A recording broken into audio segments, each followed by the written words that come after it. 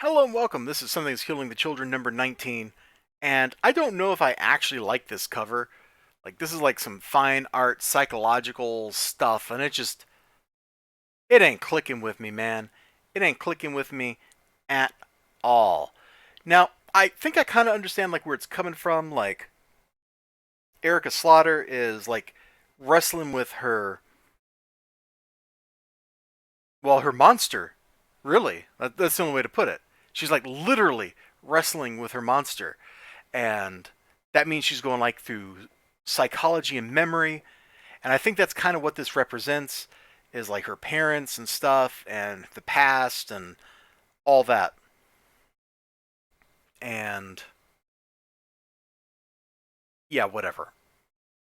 You know what would have made a like way cooler cover page or cover?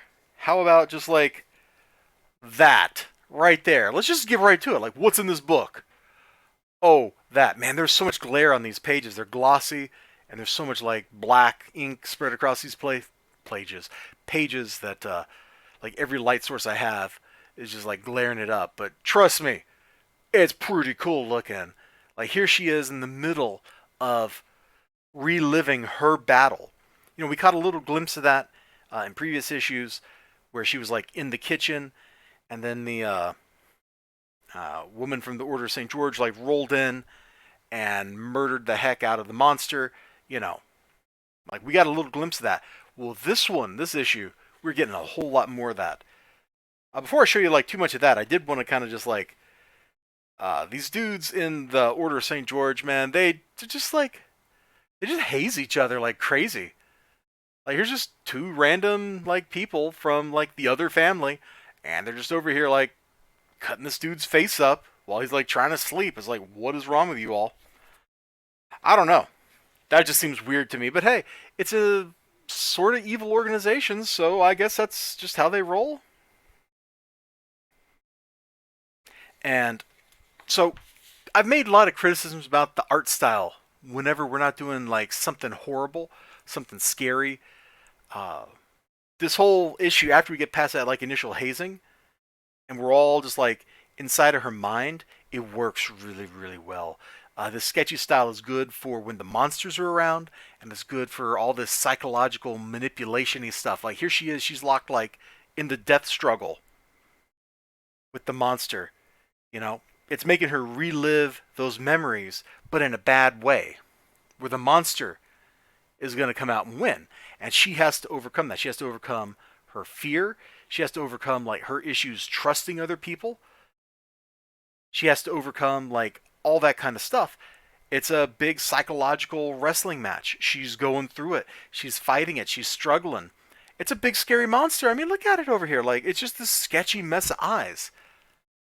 Which, if you've ever seen like the movie or the miniseries for It, I actually haven't watched the two new movies because there's like an It and an It 2, right? But I'm talking like the original miniseries. And then you get to the end and like the death lights, and it's just like a giant space cockroach or whatever, and it's just like, yeah, this isn't that scary. No, what they needed to do was make the monster like completely sketchy so that it didn't look like it belonged at all. I don't know how you do that on like a 1990 television mini-series budget, because they probably had like peanuts at that point because they paid Tim Curry to be in the movie or in the production.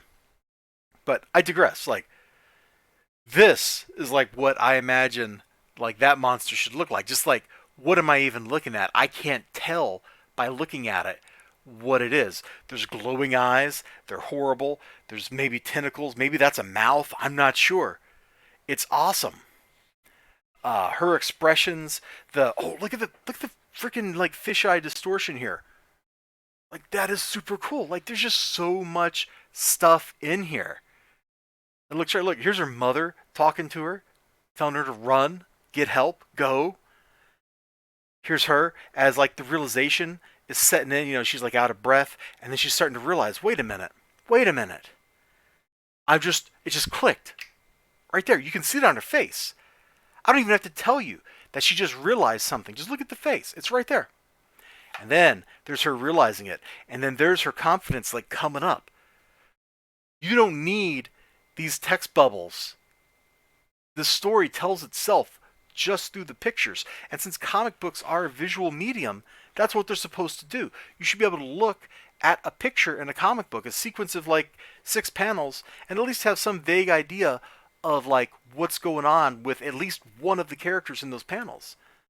The artist here, who I believe is that individual, totally captured that here in number 19.